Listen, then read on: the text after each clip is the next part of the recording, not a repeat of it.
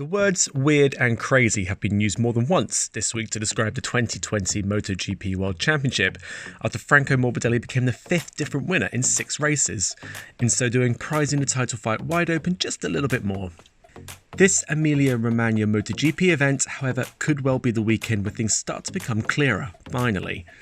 Indeed, with one weekend of racing at Misano under their belt, plus a one-day midweek test, there really will be no excuses for mistakes or a lack of competitiveness this time, and the main players will surely know this. The pressure is growing, but who will come out on top? Fabio Quartararo and Maverick Vinales head into this weekend's event facing up to some awkward questions, after a torrid Sunday that raised some doubts about their title credentials.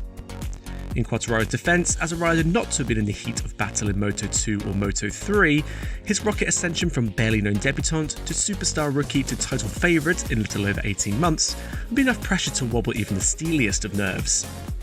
Indeed, the Frenchman appeared edgy around a circuit he knew he could be quick on based on 2019 results, when the same event propelled him from plucky pretender to genuine victory contender.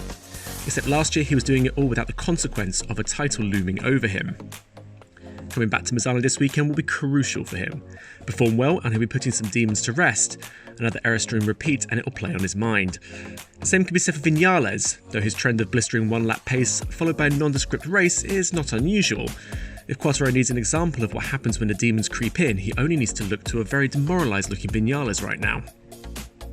Andrea Dovizioso is having a disappointing season by his high standards, it has to be said, and yet leading the championship despite just a single win is probably the most Dovizioso thing he's ever done.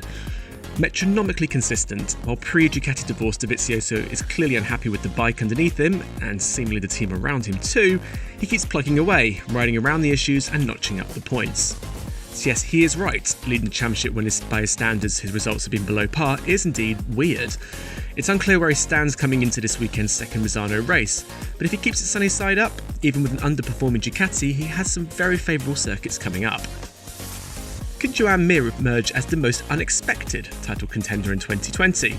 Almost unseen, the Suzuki man has stealthily crept into the title battle just 16 points off the overall lead, and he's also snatched status as team leader from right under Alex Rinz's nose. Having become a little too familiar with the floor in his rookie season, Mir, just like fellow sophomore riders Quartararo and Pecco Bagnaia, he's stepped up his game in 2020 immeasurably. Better still, unlike Quartararo and Bagnaia, Mir has the full weight of factory support behind him, and of all the bikes on track, the Suzuki doesn't look like it's being entirely maximised yet, with single lap and early race performance still a little bit lacking. However, over a race distance, the Suzuki appears to be the most consistent, to the extent that it's no coincidence Quartararo and Dovizioso say it is the machine they fear the most when they see it towards the front of the grid.